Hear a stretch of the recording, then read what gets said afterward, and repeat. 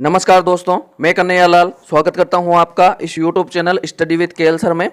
दोस्तों आज फिर आपके सामने हाजिर हूं रीट एसएसटी का मॉडल पेपर 9 लेकर। दोस्तों ये रीट एसएसटी का 9वां मॉडल पेपर है। इससे पहले मैं रीट एसएसटी के 8 मॉडल टेस्ट पेपर ले चुका हूं। अगर आपने उनको नहीं देखा है तो आप उन्हें जरूर देखिए, बहुत ही जबरदस्त टेस्ट है।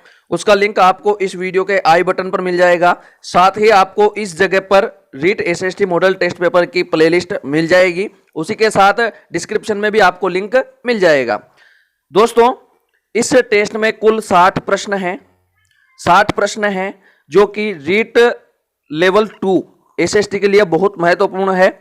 अगर आप 60 में से 50 सही करते हो तो यकीन मानिए आपकी तैयारी बहुत बढ़िया है। और दोस्तों सिलेक्शन लेने के लिए कम से कम आपके 60 में से 50 तो सही होने ही चाहिए। तो वीडियो में आखिर तक बने रहिए और आखिर में कमेंट में जरूर बताकर जाना कि आपके कितने सही हुए और आपको प्रश्न कैसे लगे। चलिए दोस्तों वीडियो को शुरू करते हैं। अगर आप चैनल पर नए हैं तो बिल्कुल चैनल को सब्सक्राइब करके बेल आइकन प्रेस कर लीजिए ताकि आने वाली वीडियो की नोटिफिकेशन आपको मिल सके। और दोस्तों वीडियो को लाइक और शेयर ज्यादा से ज्यादा करना है। आपके लाइक से मुझे मोटिवेशन मिलता है और शेयर करने से अन्य मित्रों को भी इस टेस्ट सीरीज का फायदा मिलेगा। दोस्तों आपको पता होगा कि रीट परीक्षा की तिथि 26 सितंबर फिक्स हो चुकी है, तो बिल्कुल भी तैयारी में ढील मत दीजिए, तन मन धन से तैयारी में जुट जाइए। चलिए दोस्तों पहला प्रश्न है, निम्नलिखित 4 स्थानों में हुई बौद्ध संगीतियों का सही क्रम क्या है? कुंडलवन, राजगृह, वैशाली, पाटलिपुत्र। नीचे दिए गए कूट से सही उत्तर का चयन कीजिए। 1 2 3 4, 4 3 2 1, 2 1 3 4 और 2 3 4 1। तो बताइए इस प्रश्न का सही उत्तर क्या है? दोस्तों यहां पर सबसे पहले जो बौद्ध संगीति है वो राजगृह में हुई थी, उसके बाद वैशाली में हुई थी, उसके बाद पाटलिपुत्र में हुई थी और उसके बाद कुंडलवन में हुई थी। तो 2 3 4 1 आएगा जो कि विकल्प नंबर 4 है। तो यहां पर अपना सही आंसर हो जाता है विकल्प नंबर 4, 2 3 4 1। चलिए दोस्तों अगला प्रश्न है प्रश्न नंबर 2, प्रसिद्ध गायत्री मंत्र किसमें उल्लिखित है? कठोपनिषद, छांदोग्य उपनिषद, ऋग्वेद संहिता, ऐतरेय ब्राह्मण। तो बताइए इस प्रश्न का सही उत्तर क्या है? दोस्तों यहां पर इस प्रश्न का सही उत्तर है विकल्प नंबर 3 ऋग्वेद संहिता। यहां पर सही आंसर होगा। चलिए दोस्तों अगला प्रश्न है प्रश्न नंबर 3, निम्नांकित में से किस स्रोत में प्राचीन भारत के 16 महाजनपदों का उल्लेख है? अंगुत्तर निकाय, दिव्यावदान, ऋग्वेद, सुत्त पिटक।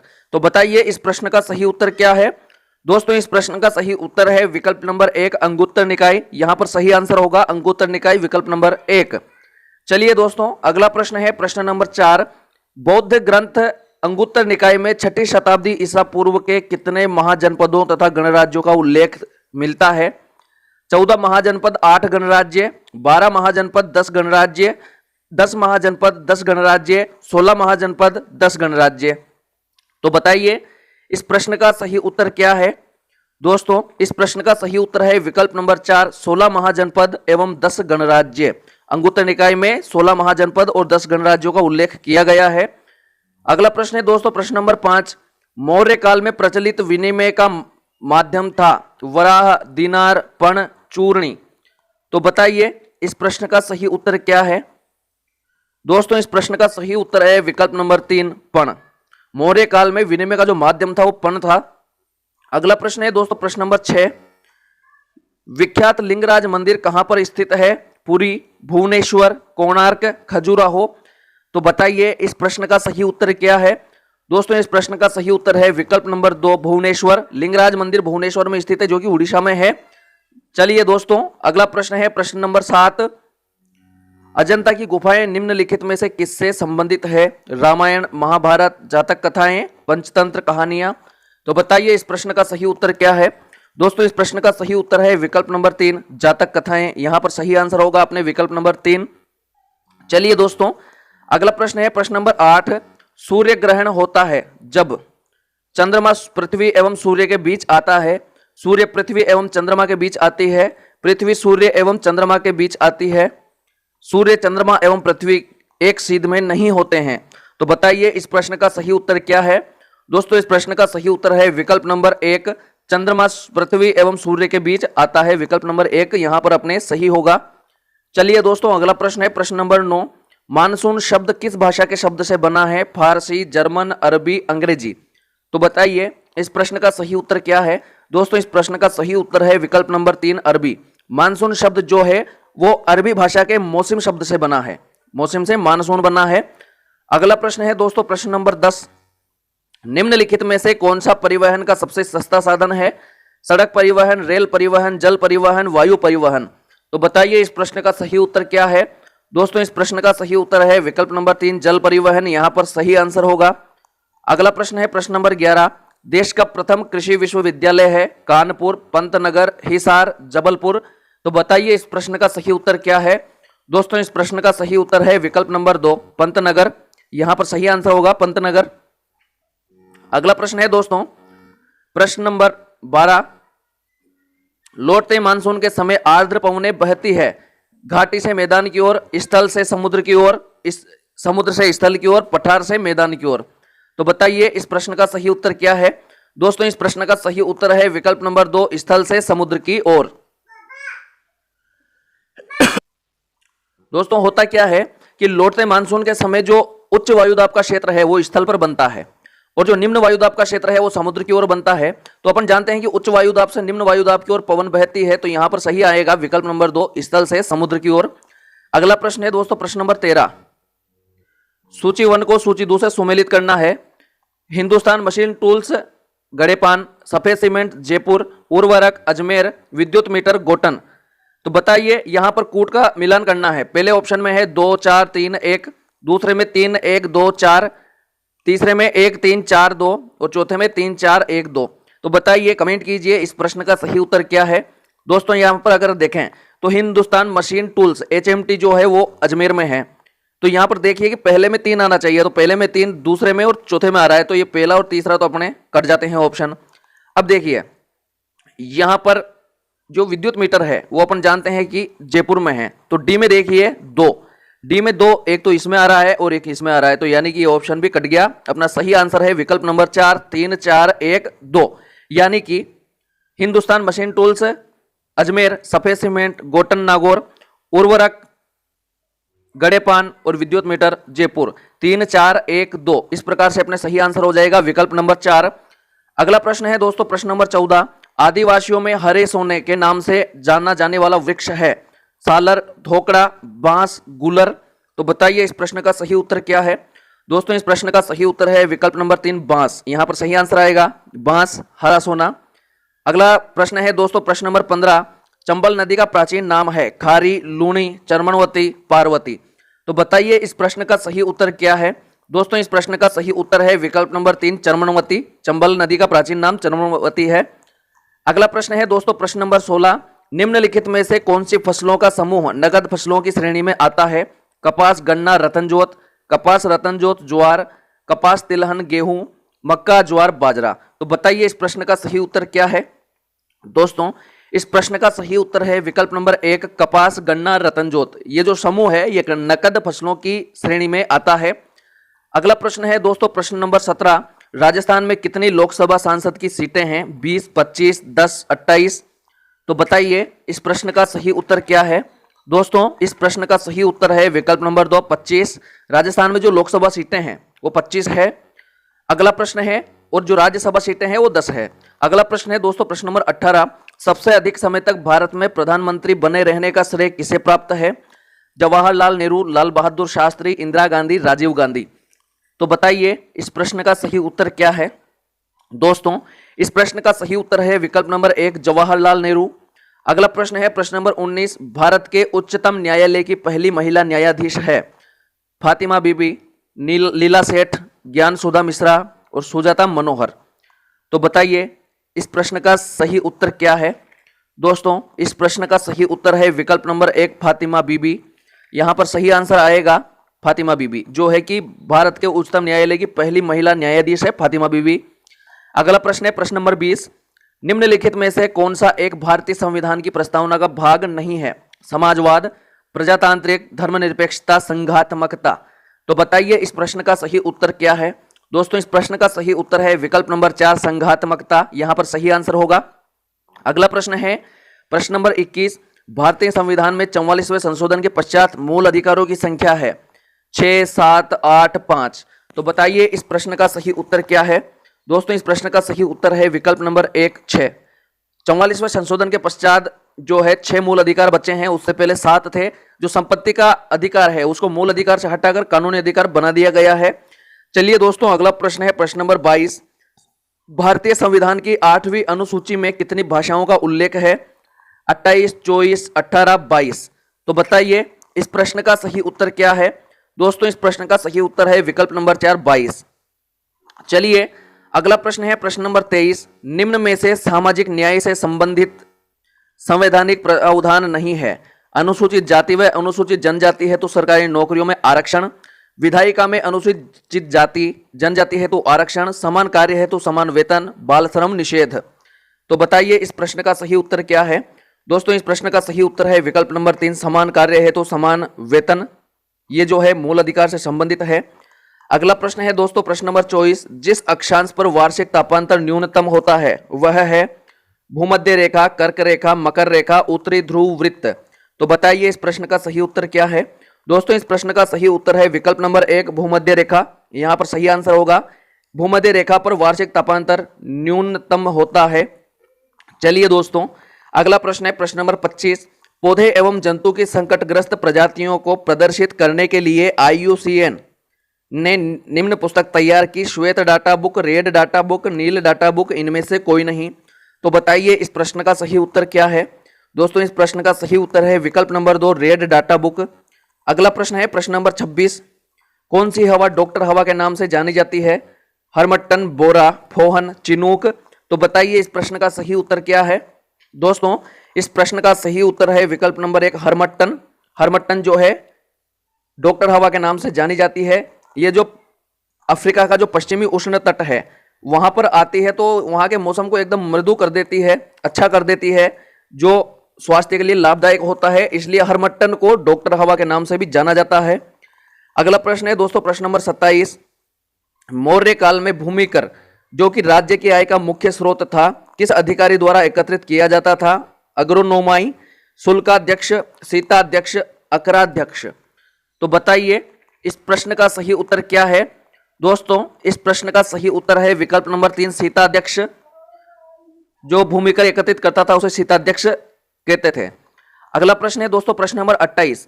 गांधी जी के असहयोग आंदोलन किस कारण वापस ले लिया गांधी जी ने? चोरी चोरा कांड, चंपारण आंदोलन, काकोरी षड्यंत्र, बारदोली आंदोलन। तो बताइए इस प्रश्न का सही उत्तर क्या है। दोस्तों इस प्रश्न का सही उत्तर है विकल्प नंबर 1, चोरी चोरा कांड।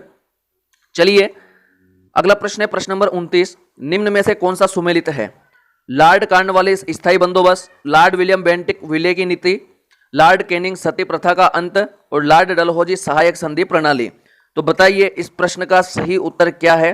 दोस्तों इस प्रश्न का सही उत्तर है विकल्प नंबर 1, लॉर्ड कॉर्नवालिस स्थायी बंदोबस्त। जो स्थायी बंदोबस्त है इसे लॉर्ड कॉर्नवालिस ने लागू किया था। चलिए दोस्तों अगला प्रश्न है प्रश्न नंबर 30। वांडीवास के युद्ध में अंग्रेजी सेना का सेनापति कौन था? Sir Eyre Coote, sir Hector Munro, colonel Bailey, colonel Matthews. तो बताइए इस प्रश्न का सही उत्तर क्या है। दोस्तों इस प्रश्न का सही उत्तर है विकल्प number 1, sir Eyre Coote. Sir Eyre Coote ने वांडीवास के युद्ध में अंग्रेजी सेना का सेनापतित्व किया था और जो फ्रांसीसी सेना है उसका सेनापति था लल्ली, उसे इसने हराया था। अगला प्रश्न है प्रश्न नंबर 31। दीन ए इलाही की शुरुआत किसके शासन में की गई? बाबर, औरंगजेब, अकबर, शेरशाह। तो बताइए इस प्रश्न का सही उत्तर क्या है। दोस्तों इस प्रश्न का सही उत्तर है विकल्प नंबर 3, अकबर। अकबर के समय में दीन ए इलाही की शुरुआत की गई। अगला प्रश्न है प्रश्न नंबर 32। चोल काल में व्यापारियों के संघ को कहा जाता था ग्रामम, श्रेणी, नगरम, सभा। तो बताइए इस प्रश्न का सही उत्तर क्या है। दोस्तों इस प्रश्न का सही उत्तर है विकल्प नंबर 3, नगरम। अगला प्रश्न है प्रश्न नंबर 33। ऋग्वेद के किस मंडल में पुरुष सूक्त मिलता है? 7वें, 8वें, 9वें, 10वें। तो बताइए इस प्रश्न का सही उत्तर क्या है। दोस्तों इस प्रश्न का सही उत्तर है विकल्प नंबर 4, 10वें। ऋग्वेद के 10वें मंडल में पुरुष सूक्त का उल्लेख मिलता है। अगला प्रश्न है प्रश्न नंबर 34। नील की खेती की 2 मुख्य प्रणालियां थी, निज और रेयती, खरीफ और रबी, निज और सीढ़ी नुमा खेती, निज और खेती। तो बताइए इस प्रश्न का सही उत्तर क्या है। दोस्तों इस प्रश्न का सही उत्तर है विकल्प नंबर 1, निज और रेयती। नील की खेती की 2 प्रणालियां थी, एक तो निज खेती और एक रेयती। चलिए दोस्तों अगला प्रश्न है प्रश्न नंबर 35। निम्न में से कौन से मूल अधिकार को डॉक्टर अंबेडकर ने संविधान का हृदय एवं आत्मा कहा है? समानता का अधिकार, शोषण के विरुद्ध अधिकार, धार्मिक स्वतंत्रता, संवैधानिक उपचारों का अधिकार। तो बताइए इस प्रश्न का सही उत्तर क्या है? दोस्तों इस प्रश्न का सही उत्तर है विकल्प नंबर 4, संवैधानिक उपचारों का अधिकार यहां पर सही आंसर होगा। चलिए अगला प्रश्न है प्रश्न नंबर 36। भारत में उच्च न्यायालय के मुख्य न्यायाधीश के रूप में पदासीन होने वाली प्रथम महिला थी? नूर फातिमा बीबी, लता पटेल, अन्ना चांडी, लीला सेठ। तो बताइए इस प्रश्न का सही उत्तर क्या है? दोस्तों इस प्रश्न का सही उत्तर है विकल्प नंबर 4, लीला सेठ। भारत के उच्च न्यायालय के मुख्य न्यायाधीश के रूप में पदासीन होने वाली प्रथम महिला लीला सेठ थी। अगला प्रश्न है दोस्तों प्रश्न नंबर 37। राजस्थान राज्य की आत्मा लोक नृत्यों का सिरमौर किस नृत्य को कहा जाता है? घूमर, इंडोली, तेरह ताली, भवाई। तो बताइए इस प्रश्न का सही उत्तर क्या है? दोस्तों इस प्रश्न का सही उत्तर है विकल्प नंबर 1, घूमर। चलिए अगला प्रश्न है प्रश्न नंबर 38। राजस्थान में बड़ी तीज मनाई जाती है श्रावण कृष्णा तृतीया, श्रावण शुक्ल तृतीया, भाद्रपद शुक्ल तृतीया और भाद्रपद कृष्णा तृतीया। तो बताइए इस प्रश्न का सही उत्तर क्या है? दोस्तों इस प्रश्न का सही उत्तर है विकल्प नंबर 4, भाद्रपद कृष्णा तृतीया। इस तिथि को राजस्थान में बड़ी तीज मनाई जाती है, इसे सातोड़ी तीज भी कहते हैं और कजली तीज भी कहते हैं। तो दोस्तों कजली तीज बूंदी की प्रसिद्ध है। अगला प्रश्न है प्रश्न नंबर 39। भारत का आर्थिक सर्वेक्षण प्रत्येक वर्ष सरकारी तौर पर प्रकाशित किया जाता है? वित्त मंत्रालय द्वारा, योजना आयोग द्वारा, उद्योग मंत्रालय द्वारा, भारतीय रिजर्व बैंक द्वारा। तो बताइए इस प्रश्न का सही उत्तर क्या है? दोस्तों इस प्रश्न का सही उत्तर है विकल्प नंबर 1, वित्त मंत्रालय द्वारा। वित्त मंत्रालय हर वर्ष सरकारी तौर पर आर्थिक सर्वेक्षण प्रकाशित करता है।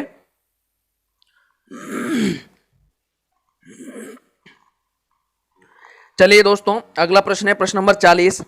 भारतीय रिजर्व बैंक का कार्य नहीं है? करेंसी नोट जारी करना, मुद्रा योजना बनाना, भारत के सभी बैंकों पर नियंत्रण करना, निर्यातकर्ताओं को ऋण देना।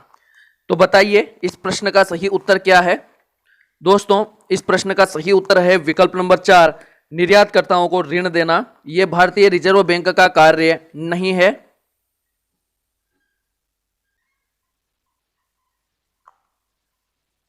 चलिए दोस्तों अगला प्रश्न है प्रश्न नंबर 41। भारत का सबसे बड़ा बैंक है भारतीय रिजर्व बैंक, भारतीय state bank, central bank of India, bank of India. तो बताइए इस प्रश्न का सही उत्तर क्या है? दोस्तों इस प्रश्न का सही उत्तर है विकल्प नंबर 1, भारतीय रिजर्व बैंक। यहां पर जो है भारत का सबसे बड़ा बैंक है। अगला प्रश्न है प्रश्न नंबर 42। वे परीक्षण जो छात्रों की एक निश्चित विशेष क्षेत्र में उपलब्धि का मूल्यांकन करते हैं कहलाते हैं? निष्पत्ति परीक्षण, निदानात्मक परीक्षण, अभिक्षमता परीक्षण, तत्परता परीक्षण। तो बताइए इस प्रश्न का सही उत्तर क्या है? दोस्तों इस प्रश्न का सही उत्तर है विकल्प नंबर 3, अभिक्षमता परीक्षण। अगला प्रश्न है प्रश्न नंबर 43। जब मूल्यांकन का प्रयोजन किसी विशिष्ट अधिगम प्रक्रिया में संकल्पनाओं को स्पष्ट करना होता है तो ऐसा मूल्यांकन कहलाता है? निरंतर, निर्माणात्मक, संज्ञानात्मक, विसंज्ञानात्मक। तो बताइए इस प्रश्न का सही उत्तर क्या है? दोस्तों इस प्रश्न का सही उत्तर है विकल्प नंबर 2, निर्माणात्मक मूल्यांकन। मूल्यांकन का प्रयोजन विशिष्ट अधिगम प्रक्रिया में संकल्पनाओं को स्पष्ट करना होता है तो ऐसे मूल्यांकन को निर्माणात्मक मूल्यांकन कहते हैं। अगला प्रश्न है प्रश्न नंबर 44। परियोजना कार्य विधि का आधारभूत सिद्धांत है? रोचकता का सिद्धांत, परियोजना का सिद्धांत, क्रियाशीलता का सिद्धांत, उपरोक्त सभी। तो बताइए इस प्रश्न का सही उत्तर क्या है? दोस्तों इस प्रश्न का सही उत्तर है विकल्प नंबर 4, उपरोक्त सभी। चलिए अगला प्रश्न है प्रश्न नंबर 45। निम्न में से क्या परियोजना कार्य के रूप में छात्रों को दिया जा सकता है? पृथ्वी का एक आरेख बनाकर उसमें विभिन्न परिमंडलों को दर्शाइए। भारत के वे राज्य ज्ञात कीजिए जहां जलोढ़ मिट्टी के विस्तृत क्षेत्र हैं। अपने क्षेत्र में उगने वाले वृक्षों की पत्तियों के नमूने एकत्र कीजिए। उपयुक्त सभी। तो बताइए इस प्रश्न का सही उत्तर क्या है? दोस्तों इस प्रश्न का सही उत्तर है विकल्प नंबर 4, उपरोक्त सभी। चलिए अगला प्रश्न है प्रश्न नंबर 46। राज्य में सर्वाधिक जनसंख्या घनत्व वाला जिला है? जयपुर, भरतपुर, अजमेर, अलवर। तो बताइए इस प्रश्न का सही उत्तर क्या है? दोस्तों इस प्रश्न का सही उत्तर है विकल्प नंबर 1, जयपुर। राज्य में सर्वाधिक जनसंख्या घनत्व जयपुर में पाया जाता है। अगला प्रश्न है प्रश्न नंबर 47। कालीबाई जिसने डूंगरपुर पुलिस के हाथों अपने अध्यापक को बचाने में अपनी जिंदगी दे दी, वह कहां की रहने वाली थी? सागवाड़ा, डूंगरपुर, रास्तापाल, सिमलवाड़ा। तो बताइए इस प्रश्न का सही उत्तर क्या है? दोस्तों इस प्रश्न का सही उत्तर है विकल्प नंबर 3, रास्तापाल। रास्तापाल डूंगरपुर की रहने वाली कालीबाई थी। चलिए दोस्तों अगला प्रश्न है प्रश्न नंबर 48। अकबर द्वारा महाराणा प्रताप से बातचीत हेतु भेजे गए दूतों का सही क्रम है? जलाल खां, मान सिंह, भगवान दास, टोडरमल। मान सिंह, जलाल खां, टोडरमल, भगवान दास। जलाल खां, टोडरमल, मान सिंह, भगवंत दास। टोडरमल, जलाल खां, मान सिंह, भगवंत दास। तो बताइए, कमेंट कीजिए इस प्रश्न का सही उत्तर क्या है। दोस्तों ये प्रश्न कई बार, कम से कम 10 बार परीक्षाओं में आ चुका है, तो आपके ये गलत नहीं होना चाहिए। दोस्तों इस प्रश्न का सही उत्तर है विकल्प नंबर 1, जलाल खां, मान सिंह, भगवंत दास, टोडरमल। और इसको याद रखने की ट्रिक है, इसको याद रखने की ट्रिक है जमा भाटो। आपको बस अगर ट्रिक याद रखना है तो याद रखिए जमा भाटो, जलाल खां, मान सिंह, भगवंत दास, टोडरमल। सही आंसर होगा विकल्प नंबर 1। चलिए दोस्तों अगला प्रश्न है प्रश्न नंबर 49। राजस्थान निर्माण के प्रथम चरण में गठित मत्स्य संघ में सम्मिलित हुए जयपुर और टोंक रियासतें, अलवर, भरतपुर, धौलपुर एवं करौली रियासतें, कोटा एवं झालावाड़ रियासतें, मेवाड़ एवं अजमेर मेरवाड़ा। तो बताइए इस प्रश्न का सही उत्तर क्या है। दोस्तों इस प्रश्न का सही उत्तर है विकल्प नंबर 2, अलवर, भरतपुर, धौलपुर एवं करौली रियासतें। अगला प्रश्न है प्रश्न नंबर 50। कर्नल जेम्स टोड ने निम्नलिखित में से किस युद्ध को मेवाड़ का मैराथन कहकर पुकारा है। हल्दी घाटी का युद्ध, दिवेर का युद्ध, खानवा का युद्ध, सारंगपुर का युद्ध। दोस्तों इस प्रश्न का सही उत्तर है विकल्प नंबर 2, दिवेर का युद्ध। जो दिवेर का युद्ध 1582 में हुआ था दिवेर राजसमंद में, उसे मेवाड़ का मैराथन कहा जाता है। कर्नल टोड ने मेवाड़ का मैराथन कहा है। अगला प्रश्न है दोस्तों प्रश्न नंबर 51। किसके द्वारा वीर भारत सभा का गठन किया गया था। केसरी सिंह बारहट, रामनारायण चौधरी, माणिक्यलाल वर्मा, प्रताप सिंह बारहट। तो बताइए इस प्रश्न का सही उत्तर क्या है। दोस्तों इस प्रश्न का सही उत्तर है विकल्प नंबर 1, केसरी सिंह बारहट। इन्होंने वीर भारत सभा का गठन किया था। तो यहां पर सही आंसर हो जाएगा विकल्प नंबर 1। अगला प्रश्न है प्रश्न नंबर 52। रावण हत्था क्या है। एक प्रकार का नृत्य, वाद्य यंत्र, एक पुस्तक का शीर्षक, स्थान का नाम। तो बताइए इस प्रश्न का सही उत्तर क्या है। दोस्तों इस प्रश्न का सही उत्तर है विकल्प नंबर 2, वाद्य यंत्र। रावण हत्था एक प्रकार का वाद्य यंत्र है। अगला प्रश्न है दोस्तों प्रश्न नंबर 53। पावना गीत कब गाया जाता है। बेटी की विदाई पर, ससुराल में जवाई के आगमन पर, ब्याही जी के आगमन पर, पुत्र पैदा होने पर। तो बताइए इस प्रश्न का सही उत्तर क्या है। दोस्तों इस प्रश्न का सही उत्तर है विकल्प नंबर 2, ससुराल में जवाई के आगमन पर पावना गीत गाया जाता है। अगला प्रश्न है दोस्तों प्रश्न नंबर 54। प्रसिद्ध मीनाकारी थेवा कला का संबंध किस स्थान से है। बीकानेर, जयपुर, बाड़मेर, प्रतापगढ़। तो बताइए इस प्रश्न का सही उत्तर क्या है। दोस्तों इस प्रश्न का सही उत्तर है विकल्प नंबर 4, प्रतापगढ़। थेवा कला प्रतापगढ़ की प्रसिद्ध है। अगला प्रश्न है दोस्तों प्रश्न नंबर 55। 19वीं शताब्दी के दौरान सामाजिक अध्ययन शिक्षण में क्या एक समस्या नहीं थी। विद्यालय परिसर हेतु ज्यादा जगह की व्यवस्था, कक्षा कक्ष में आधुनिक उपक्रमों का प्रयोग, उपलब्ध साधनों तथा का व्यापक तथा सही दिशा में प्रयोग, प्रशिक्षित शिक्षकों की अधिकता। तो बताइए इस प्रश्न का सही उत्तर क्या है। दोस्तों इस प्रश्न का सही उत्तर है विकल्प नंबर 4, प्रशिक्षित शिक्षकों की अधिकता। यहां पर सही आंसर होगा।